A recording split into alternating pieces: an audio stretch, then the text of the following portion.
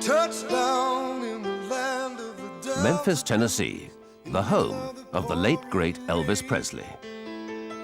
W.C. Handy, won't you look down over me? Yeah, I got a first-class ticket, but I'm as blue as a boy can be. Then I'm walking in Memphis, just walking with my feet 10 feet off a beam. Walking in Memphis. Here, for the first time, Elvis's closest friends and confidants, known as the Memphis Mafia, tell their own emotional story of Elvis's last few hours on Earth. I turned him over, and I knew he was dead. I just knew it. Needless to say, a lot of times I've listened to an Elvis song and just broke down, you know, and cried. Elvis took drugs because he liked them. Everybody thinks of trying to escape anything. He just fucking loved them. And I get pissed off at the people that helped contribute to it. But I get pissed off at Elvis. He was a smart man, he knew what he was doing, but he denied it. I threatened the doctor. I said, if I ever see this man in this shape again, I will go all the way. Colonel Parker walks up to me. We stand toe-to-toe, and he stares coldly into my eyes. He says, the only thing that's important is that that man is on stage tonight. Nothing else matters. Nothing.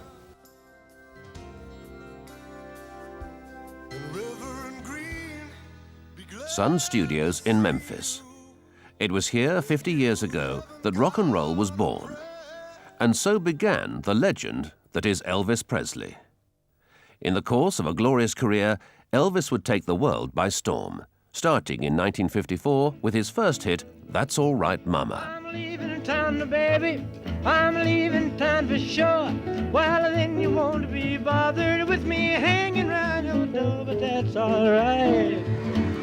That's all right, now, mama, anyway. Elvis was a very, very shy, retiring type individual. He didn't like to be around new people. He didn't trust them. He trusted us. We were a source of comfort. He could be what he wanted to be around us. He could be himself. If there was an Elvis himself, and it was around us. Elvis did not make friends easy. He just didn't like to do it. And with us, he didn't have to do it. And with us, we all could be what we wanted to be, and he could be the same. 3 p.m. Thursday, the 15th of August, 1977. Elvis is preparing for yet another back-breaking tour, the second tour of that year. Elvis's girlfriend, Ginger Alden, didn't want to go on tour with him. Ginger was just 21 and not prepared to bow to his every demand, something Elvis was used to, even during his doomed marriage to Priscilla. I'd be lost without your love. Over the years, his Memphis Mafia had supplied him with a string of compliant girls. If you've got wealth and looks, they're really going to come. And they're going to come fast and hard. And what you have to do is on a continual basis weed them out. Because you got to weed the squirrels out from the lambs. And the squirrels cause you more trouble than a lamb ever caused you. Not because they eat a lot of nuts, but it's because they're crazy, and this is the problem. He was so charismatic that he would draw, he was like, they were like moths flying around a flame. The girl of my best friend. It's funny to me today because just for the hell of it, one Saturday night, at a time when there was only 7 of us, including Elvis. See, on Friday night and Saturday night, Elvis used to let all the girls in that hung around the gates. And one Saturday night, just for the hell of it, I was bored. So I went around the house and I counted all the women that were in the house with us 7 guys. And this is not an exaggeration. There was 152 women there. Man, I thought I was in heaven. What can I say? It was it was exciting all the time, you know, and I thought, man, you know, if this is a dream, I don't ever want to wake up, you know, so. But it had its moments too, but, you know, overall, if you look at it, it was such an exciting time. It was something new. Elvis was gifted with the fact that, you know, he was constantly looking for something new to do, and you never knew what this man was going to come up with, you know. The phenomenal part of it was that the screaming and the hollering, and you couldn't hear, they wouldn't stop. And it would, I mean, he could sing a number, nobody even knew what he said. It was just pandemonium, it never stopped. Elvis had a tremendous draw to him emotionally and physically, where you looked at him and you thought, that is probably about the best looking man I've ever seen, you know? And he just had a charisma about him. He had a way of pulling you in. People call it Southern charm. He had it in spades. 8 p.m., Thursday, the 15th of August, 1977. Elvis goes to the dentist in search of prescription drugs. He's accompanied by Ginger, Billy Smith, and Billy's wife, Jo. In the movie years, the drugs were in control. The sleeping pills and the uppers for the energy level. I couldn't take them every day. Not to be the goody-goody, but I just couldn't take that pill because I knew what it was going to do to me. Make my mouth dry, it was just going to make me wired all day, and I just didn't want to do it.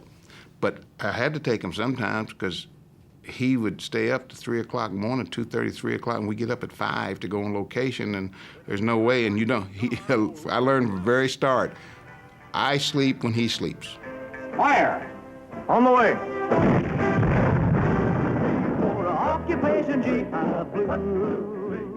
The guys around Elvis, we would just, you know, we stayed wired up all the time. We didn't go to bed till, 2 o'clock in the evening, and it was tiring after a while, and so we'd take a little speed to stay up the next day, and a lot of times we couldn't go to sleep because we were high, and we had to take a sleep pill to go to sleep. And we lived that way for a long time. We really lived hard, but luckily we were young, we could do it.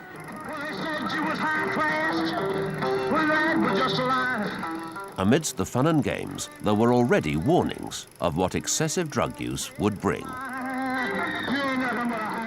One time, I forget, we were going so hard that Elvis started getting a bloody nose. And we went to the doctor, and the doctor said, you guys need to get some rest. His resistance was getting down, and he kept getting a bloody nose, so we had to rest for a couple of days. Elvis did everything to excess. He had massive appetites for food, sex, drugs, and rock and roll. He approached his search for spiritual serenity in the same enthusiastic way. Larry Geller was Elvis's personal hairdresser and spiritual guru. Elvis had a beautiful head of hair. I mean, the man had everything. He even had the hair. It was a little fine. It lacked body, but he had a beautiful head of hair. And I remember I sprayed it, and I was molding it, and I said, so what do you think, Elvis? And he said, oh, great, great, great. And he swirled around in his chair. He looked and said, but I want to ask you a question. My hair is great, but what's more important to me is this. What are you really into, Larry? What are you really all about? It really threw me for a loss for a moment. I mean, here's a person who was totally straightforward. And I said, Elvis, I mean, you know that I work with celebrities and I do their hair. This is what I do for a living. But what's more important to me than anything else is my search for truth, to find a purpose for living. I said, look, I know you're Elvis Presley, you're the biggest star in the world. I know this must sound corny to you. He said, wait a minute, Larry, wait. That's not corny at all. You have no idea how I need to hear what you have to say about this. Please, man, just keep on talking. And I did. The Self-Realization Park, which is close to the ocean in Southern California, in the Pacific Palisades, was a place that Elvis loved to visit. And the monks that lived there became friends with Elvis. And Elvis would love to just leave the world, walk around the park, enjoy the serenity, and people left him alone. They recognized him, because a lot of people do go there, It's a very special place, and nobody bothers anyone. Elvis would go into the chapel and he would meditate. We would go in the back and speak with some of the monks. They would reveal and explain certain experiences that they would have. We'd walk around the lake. Elvis loved the park. He said, look, how come I having an experience? I want to feel God. I said, well, Elvis, look, it doesn't happen like that. When you want something, you want it now and you expect it. You have to be patient and you have to surrender your ego. In his latter years, Elvis embarked on a punishing touring schedule, organized by his manager, Colonel Tom Parker. He didn't like the idea of doing, 2 shows a night, sometimes 3, 7 days a week, and it bothered him. And it festered and festered and festered. It's like when I called him from L.A. when we were going to do that last tour. And I said, you just need to shut it down. I said, fuck the tour. I said, cut it off. Let's just, I said, let's just cancel this tour out. And he said, Lamar, I've got a payroll. Which, when you say that, you go, well, he's right. But at the same time, I told him, I said, listen, you got 2 or 3 guys around here that'll go to Hawaii with you. And I said, we'll hang out and you can just, and you can get yourself back together again. He said, let's talk about that after this tour's over. It sounds like a good idea. He didn't make it. With his records no longer selling, Elvis's only income came from these tours. And being 40 plus, he no longer had a huge following. He was teetering on the brink of financial meltdown. Touring paid the bills for now, but 50% of the income went to Tom Parker. The Colonel, too, was facing bankruptcy. Colonel Parker probably was one of the most degenerate gamblers I've ever known in my life. In Nevada, they used to say his money's not worth anything. He played roulette and would put chips on every number. He would play craps and bet the horn, the center. One night I was up about, I think I was up $50,000, $60,000. Remember, I was running the crap table crazy, and he came up and took my money and put it on don't pass. No, on pass. Yeah. No, don't pass. You threw a 7. And I threw a 7 and lost it all. One pop. And I wanted to throw up, but I couldn't. And I said, Jesus God, I said, I've worked my butt off here. I said, he said, how much did you start off with? I said, I started off with $2,000. So he counted out $2,000 and gave it to me. He said, now you're even. And I went, God. But I mean, he was right. I was even. Colonel, I was Colonel even. gambled in a way. I only lost $2,000. We all have our little idiosyncrasies. That was and his. was gambling. And I loved him to death, but he didn't play the game like you have to play it to win. I mean, he would go through with those on roulette, and he would drop 5 or 6 chips there, 2 on that one, 10 or 12 on this one, and whatever fell out of his hand. Yeah. That's what he'd do. And when he hit, he didn't really win because he had more bet than what it was. But he paid thought off. he did. Yeah. I mean, listen, one night in between shows, this was in '70, and we were at the crap table. And he called me and said, listen, he said, you got to stay with me here. And I said, well, I said, I've got to go upstairs early. He said, no, you stay here. He said, I'll get you up there on time. And I said, okay. So in a period of an hour and a half, he lost over $1.25 million. Come on back and let's play a little house so we can do what we did before. Now, baby, come back, baby, come. One night, I walked down to the casino. I just left Elvis. This is after his show. And I noticed there was a large group of people roped off, and they were all in front of a table watching someone gamble. And as I walked up, it was Colonel Parker, by himself at the table with stacks of chips. And he was playing the sucker's game of all games. It was called the Wheel of Fortune. And the odds of winning that game are the worst. It's better if you play craps or blackjack. At any rate, he's at the table and he spots me in the crowd. Larry, he said, come on, come here, sit next to me. He said, I'm not doing too well. I need some luck. Give me some good thoughts, Larry. I said, okay, Colonel, and I felt so uncomfortable. I really did. After about 5-10 minutes, I said, Colonel, maybe you'll do better now. I hope you will, but I have to get back upstairs because Elvis needs me. I told him I was just going to walk down for a few minutes. So I left. The Colonel was there for hours upon hours upon hours until like 5 o'clock in the morning, and he lost $1.5 million that night. As Elvis prepared for his last tour, that would start in Portland, Maine on August the 17th, it was clear that he had no choice but to perform if he were to remain solvent. And for Tom Parker, it was essential that his gambling losses were covered. Elvis had turned into the Colonel's own cash cow. We were on tour in Louisville, Kentucky. And this was about 4 months before Elvis passed away. And Elvis, the night before, had a very difficult time. He felt he had a fever. He felt nauseous. He felt flu-like. He couldn't sleep. He had a very, very difficult night. It was late afternoon, and Dr. Nick was Elvis's doctor, who traveled with us, was in the bedroom with Elvis. I was in the front room. The television was on, and there was a pounding on the door, which was very unusual because we owned that floor. No one was allowed there. We had security cops positioned in front of the elevators. Everything was blocked off. So who would knock on the door like that? So I immediately walked over to the door, looked through the peephole, and there's Colonel Parker, who never came to visit Elvis on tour. I opened the door. I said, "Colonel." He said, "Where is he?" I said, "Well, he's in the bedroom. Let me tell him you're here." He said, "No, I'm going right in." So he, with his cane, he walked past me. He opened the door, and this is what I saw.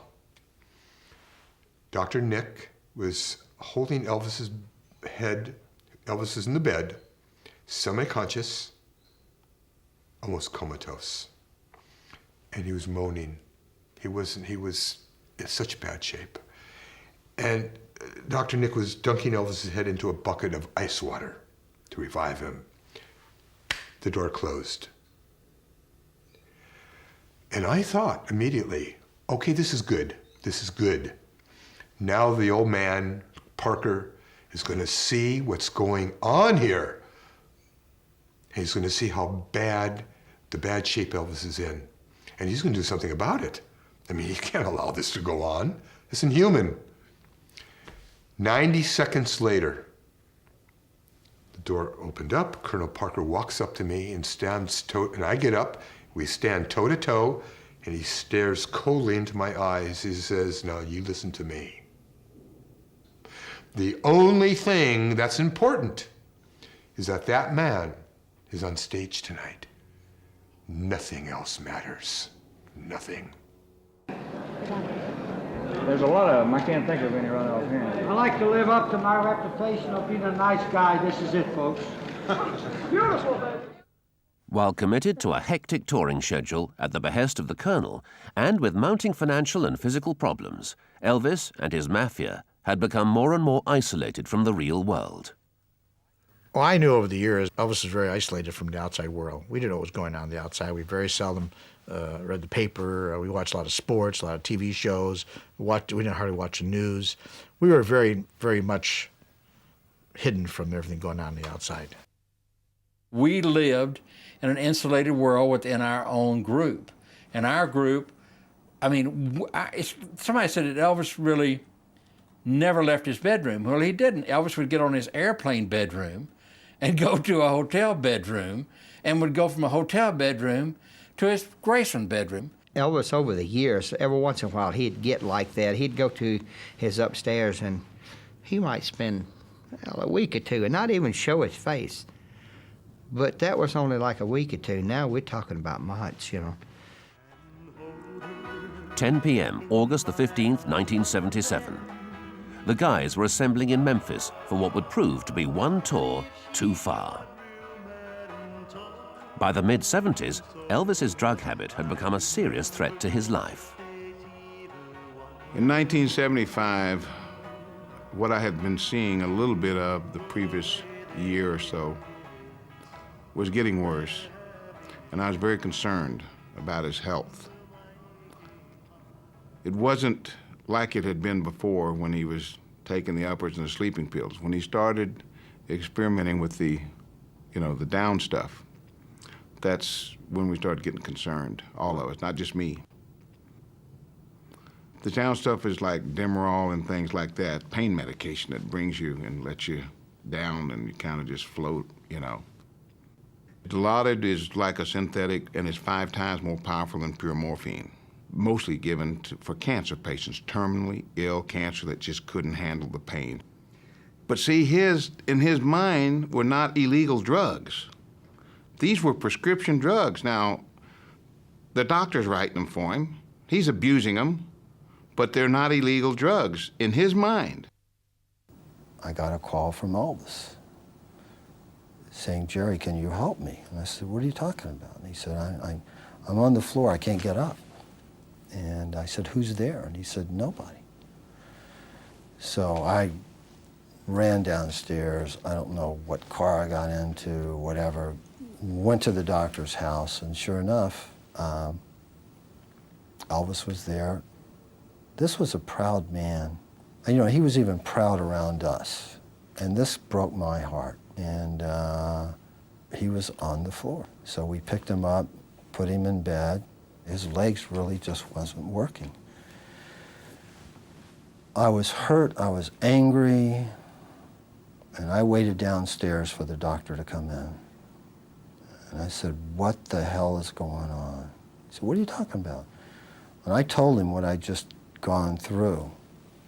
And he said, "Well, this liquid diet, and we're not giving him any drugs, we're just giving him placebos." And I threatened the doctor. I said, "If I ever see this man in this shape again, I will go all the way." I go upstairs, and Elvis is on a stationary bicycle. He's going full speed. She probably hadn't been out of the bed in 4 weeks, right?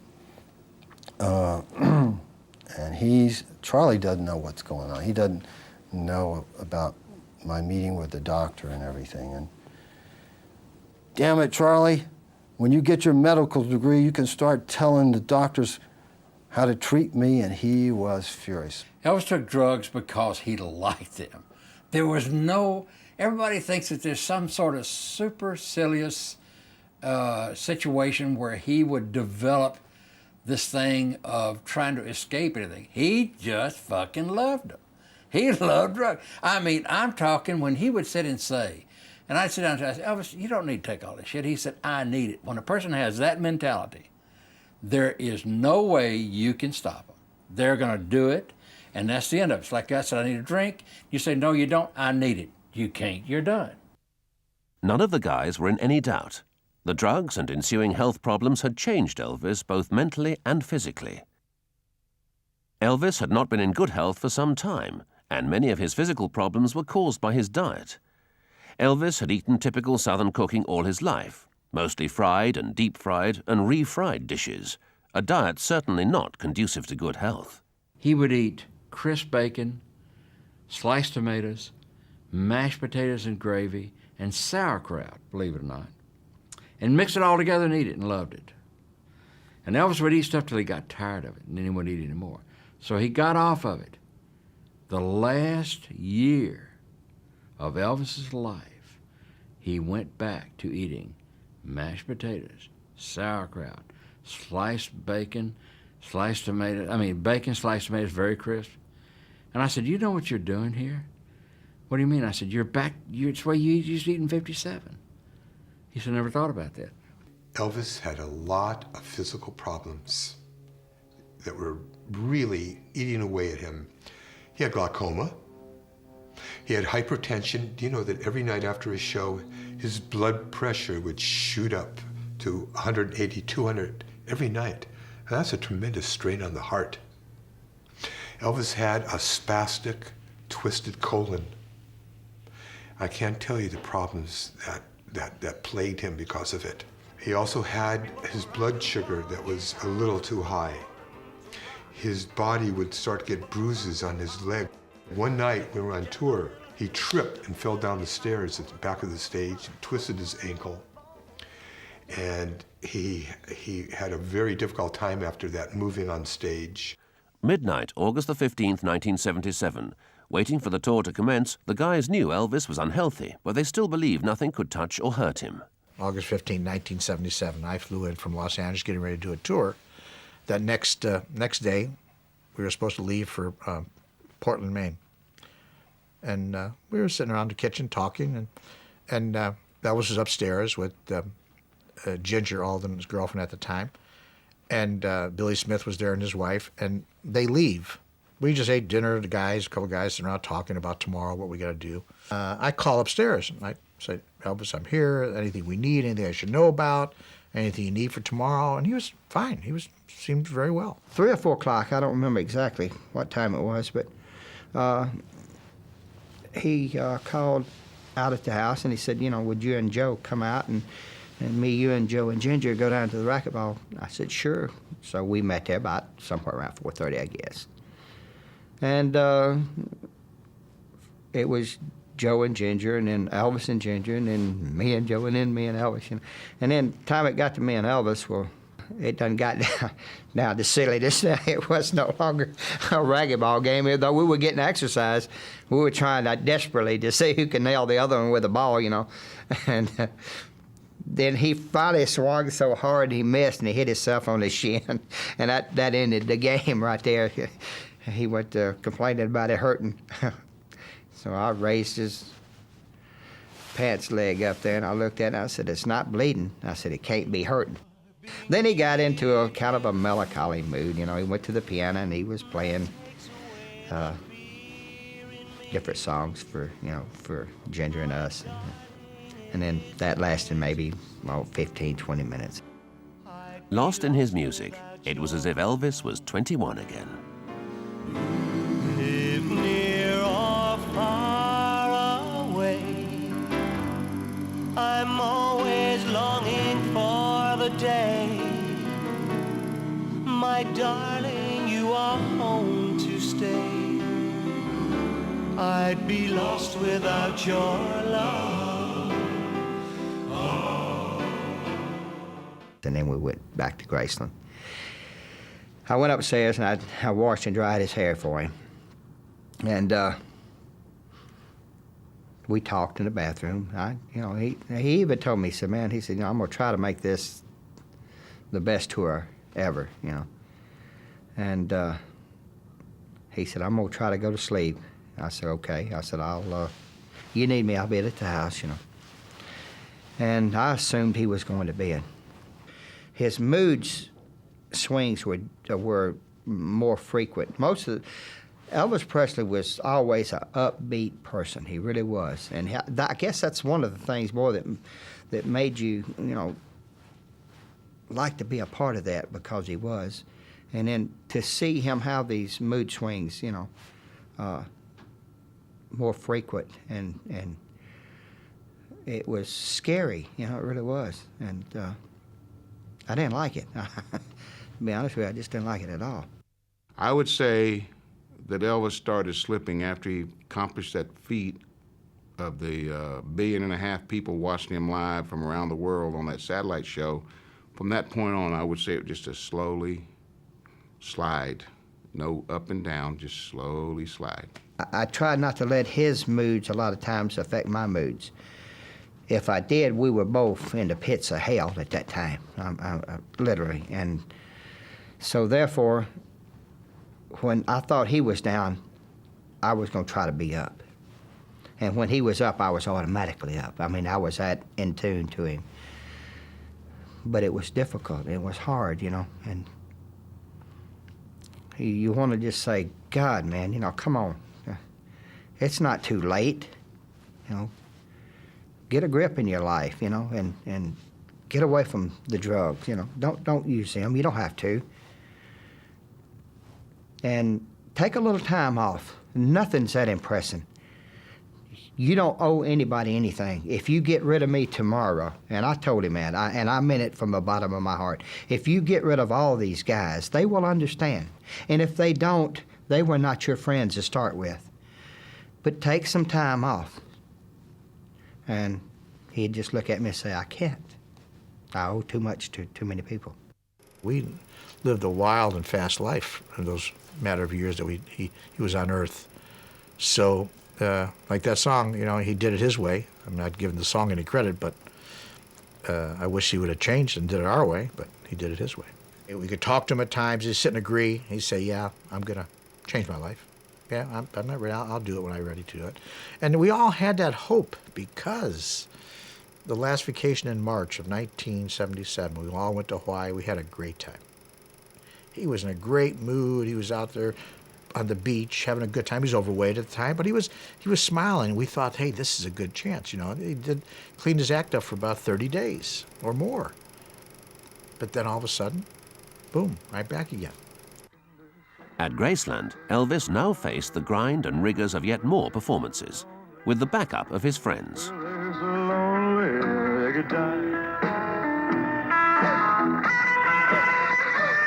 None of them were happy. Elvis's decline had accelerated.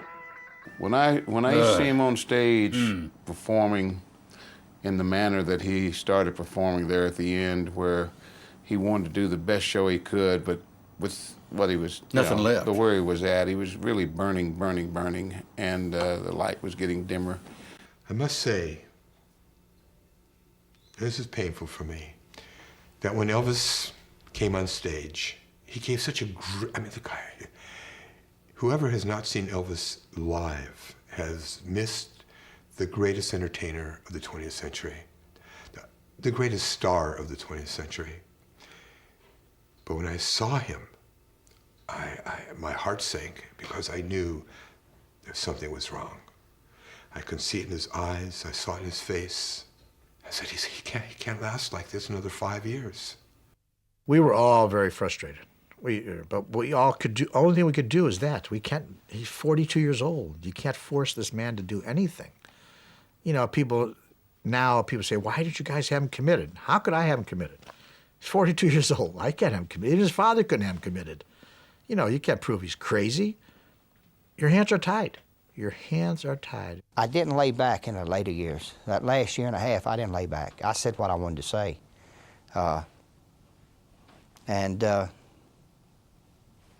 The hell of it is, after all, I look back on it, it didn't do any good, you know, and that's what hurts more than anything. 6 a.m., the 16th of August, 1977. Elvis was restless. He told Ginger he was going to read in the bathroom. 2 p.m., the 16th of August, 1977. Ginger went to the bathroom to check if Elvis was okay.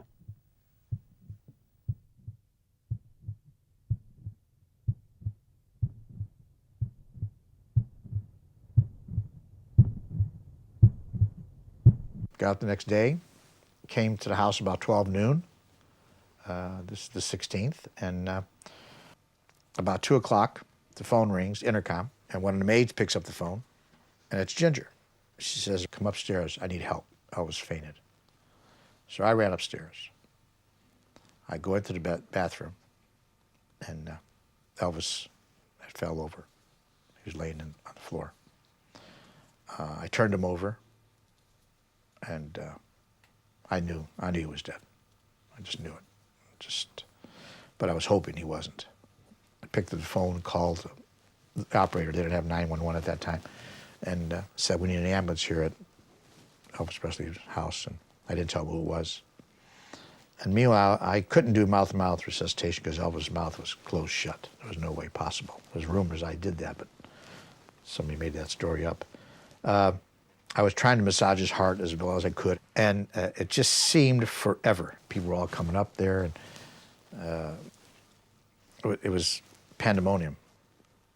The ambulance finally showed up, and it seemed forever, and I found out later it was like 20 minutes before they got there.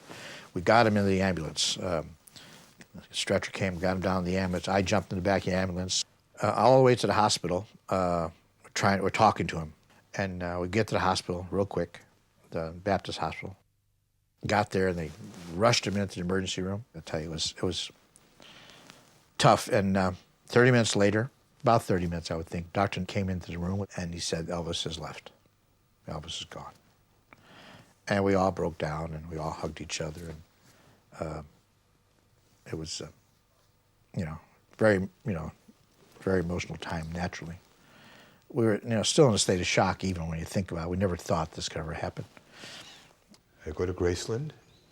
I pulled into the gates, and Elvis's uncle says to me, Larry, did you hear what just happened? I said, no, what happened? He said, Elvis just died. Well, wait a minute, what did you just say? He said, Elvis just died.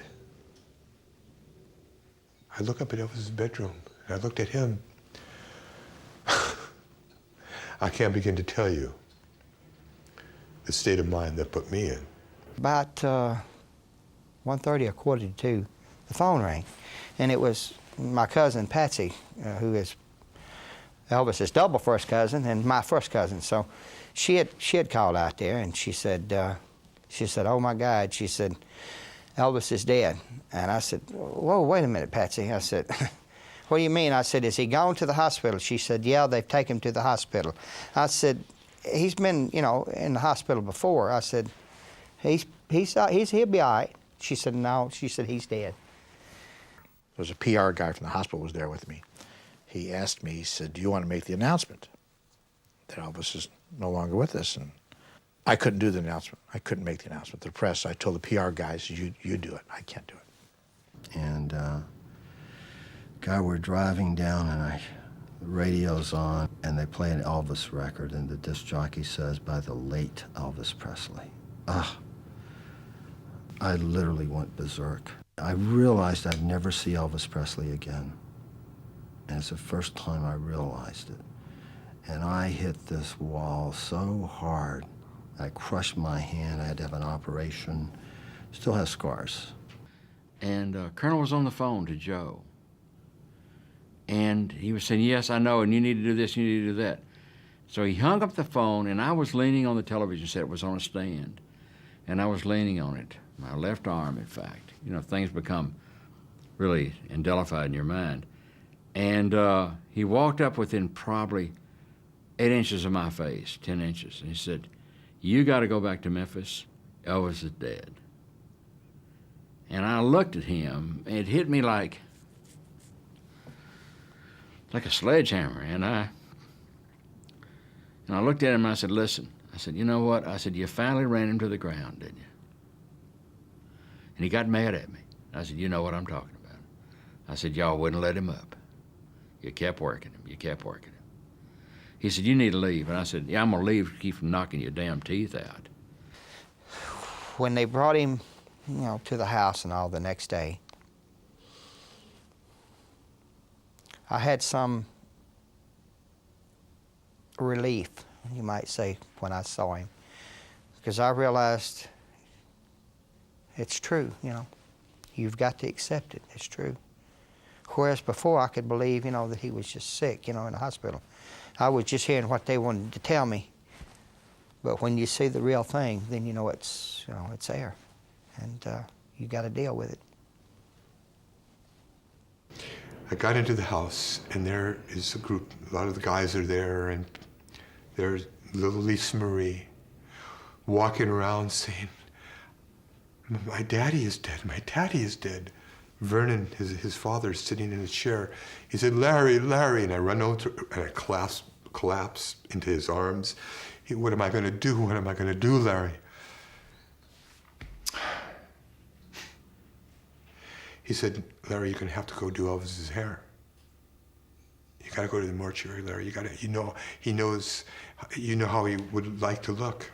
I said, "Don't you worry, Mr. Presley. Don't you worry. I'll go." And I would have never, ever thought he would have died. We all talked about it, but he's too strong. He was too strong of a person, we said. He's going to change his life. And he didn't. It was tough. It got to a point where a lot of guys didn't want to talk about it. I think that he had so much to give. And here it is, he hits the floor and died by himself. And I think that's horrible. I think that, nobody wants to die. And nobody wants to, especially die alone, I don't think. It'd have been so nice if we all could have been around him. But I mean, as it was, he fell forward on the floor and died. It's horrendous. I was led by these police officers into a brick building that was very cold, very dark. It's a long corridor. I walked down this corridor, and all I could hear was my heart beating, thumping, boom, boom, boom. And I stopped in my tracks because I saw what was in the other room. There was a table. I saw a body on the table with a sheet. I walked into the room. There was Elvis. I walked up to him. I stood right by his head on this side. Charlie Hodge stood on the other side. There was a few morticians in the room. And there was a silence for a long period of time. I just looked at that face, that beautiful, magnificent face. Now I had to do his hair. And the next shock kicked in. We were off tour for 6 weeks. We had a hiatus period. There was a regrowth, half an inch, so.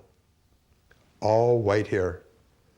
I didn't bring my dyes with me. I'm thinking, oh my God, what am I going to do now?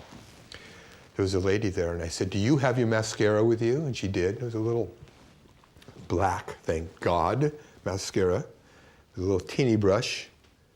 So I smeared it all around, blended it into his black hair that we dyed black, and it worked. It took me a good 45 minutes to an hour just to prepare his hair, because first of all, Elvis was lying horizontally. His life force left the body, so there was nothing there. So I had to work on it, work on it, work on it, which I did. At a certain point, the morticians who were applying makeup to his hands and his upper body like they do, they pulled the sheet down. And Charlie Hodge screamed. He said, what the hell are you, how could you do that in front of us? So the crisscross autopsy scars. They covered it back up. And over the years, you know, the big story, Elvis might be alive. Oh, how I wish that was true. I worked on his body. And I've worked on his body thousands of times. It was Elvis Presley. That's it. There's no doubt about it. And memories just started cascading down. Memories of the first night that I met Elvis, telling me how I must have been plucked out of the millions and millions of lives to be Elvis. There has to be a reason. And things of the last 13, 14 years. It was so unbelievable, so surrealistic. At a certain point, I thought, no, wait a minute, this isn't real. He's sleeping. He's going to open his eyes. He's going to imitate Chief Inspector Clouseau from the Peter Sellers Pink Panther movies. Elvis knew all the lines. He was going to wake up and sit up and say, hey, what the hell's going on here? Let's get back to Graceland. No. I understood exactly what was happening. I understood this is the corpse of Elvis Presley, and his life force, his soul is not in that body anymore. Vernon Presley, Joe Esposito, and a few of the guys, Jerry Schilling and a few others, we walked up to see Elvis for the very last time, because now he's going to be interned. Someone took his TCB ring off, and the lid of the coffin is coming down, and I'll tell you right now, purposefully, consciously, right before the lid came down, I put my hand in, and I put my hand right on his forehead and said goodbye. And I wanted to be the last person to touch him. The lid came down, and I was. The funeral, during the funeral, some weird things happened, you know. We got ready to load the casket into the hearse. After we loaded it and all of a sudden this tree limb broke. and made a hell of a sound, really did, made a crashing sound. It was not that big a tree limb, but it was big enough. And to look at it, it looked green. It didn't look like it was rotted and fell. It looked, everybody kind of looked at each other, and of course, I think, I think Lamar said something, you know, said, well, he's still at work or something like that, you know. Then we got to the mausoleum, and they had him set up, and there was this little round window up above, and it faced east and west. And it was, I guess around 3, 4 o'clock in the afternoon. And when the sun finally came over, where the wood separates the panes, there was 4 of them, it threw this pretty cross across that casket you've ever seen. Of course, I can't tell you the cold chills that run across my body, you know, I thought. You know, my best friend is dead. No matter what you want to say, that's the biggest loss to me I've ever had. And we can say he had a good career, we can say this, we can say that, but the guy's dead. It was that rocket ride with Elvis that we went through. It was such a part of life, you know, and a fascinating one at that. And you can't just turn that on and off when you get ready. There's times when it'll hit me and I'll just, sometimes it's happy, sometimes it's sad. And needless to say, a lot of times I've listened to an Elvis song and it just broke down, you know, and cried. You know. Oh, I wish I was in the land of cotton. Old times, they are not forgotten. Look away, look away, look away, Dixieland. There's not a day that goes by I don't think about him. I have dreams about him. I've had him, my last wife. One night I just jumped up in the bed, sitting straight up. Elvis said, "Holly, Lamar," and I heard him, and he woke me up. I mean, I heard his voice like he was right next to me, and I was in a cold sweat. She said, "What is it?" I said, "He just hollered at me," and every day it goes on.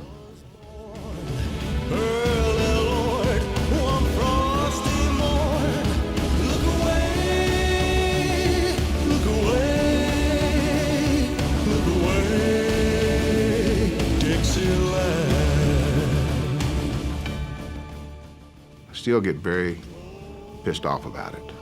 You know, it took a while. I didn't get pissed off right away. I was too hurt, too confused, too frustrated over not being able to do anything to stop it. And I get pissed off with the people that helped contribute to it. But I get pissed off at Elvis. He was a smart man. He knew what he was doing, but he denied it. Maybe he really couldn't see any way out of changing. He mentioned it to Billy, his cousin. Billy told me that last year when we weren't around, that he mentioned to him that, you know, maybe he did sometimes take a little bit too much medication.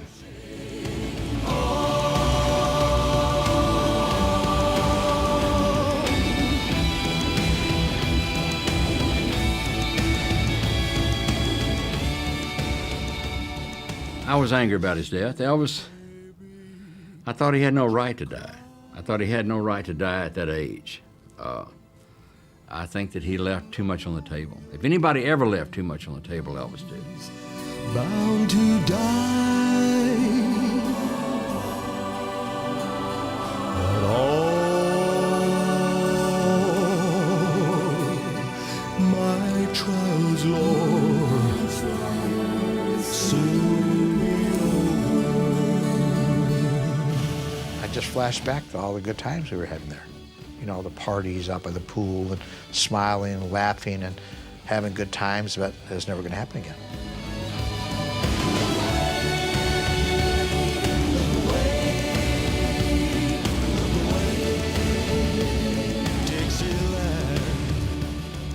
I spent about 20 years trying to make up for it after Elvis died, make up for all the things that I didn't do with my family when I was taking those pills and when I was with Elvis.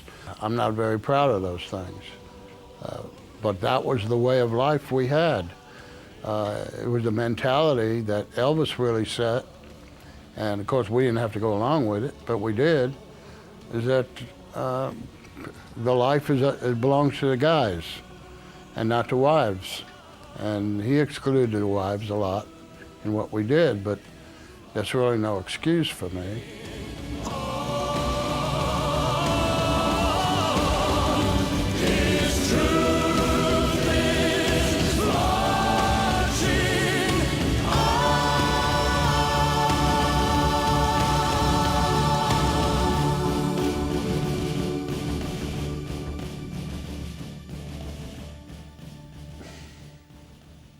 The impact upon my life has been so profound. Not just meeting Elvis and working for him and having the unique relationship that I did have with him, but his death. You know, the day he died, and then I went to the mortuary to do his hair, I thought to myself then and there, I'll never be the same again. And I haven't been.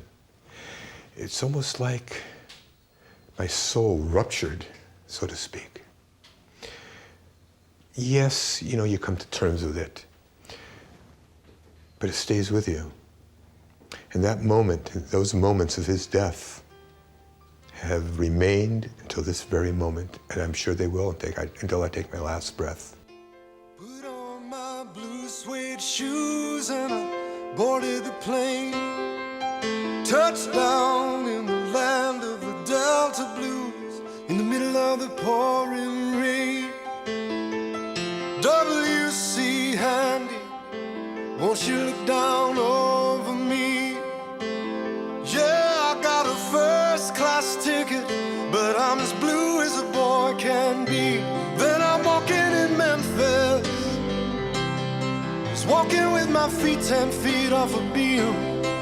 Walking in Memphis, but do I really feel the way I feel?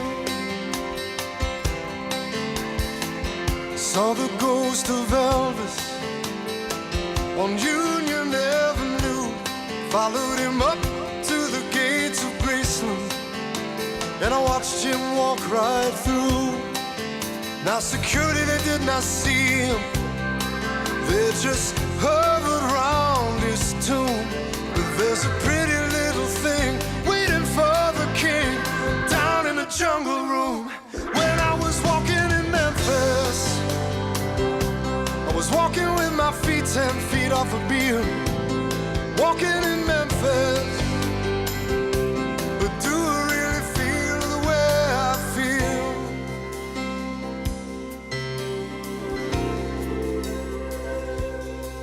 They've got catfish on the table, they've got gospel in the air, and Reverend Green, be glad to see you when you haven't got a prayer.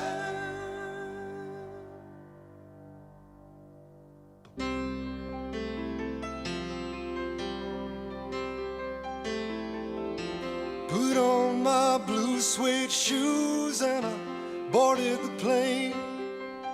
Touchdown in the land of the Delta Blues, in the middle of the pouring rain. Touchdown in the land of the Delta Blues, in the middle of the pouring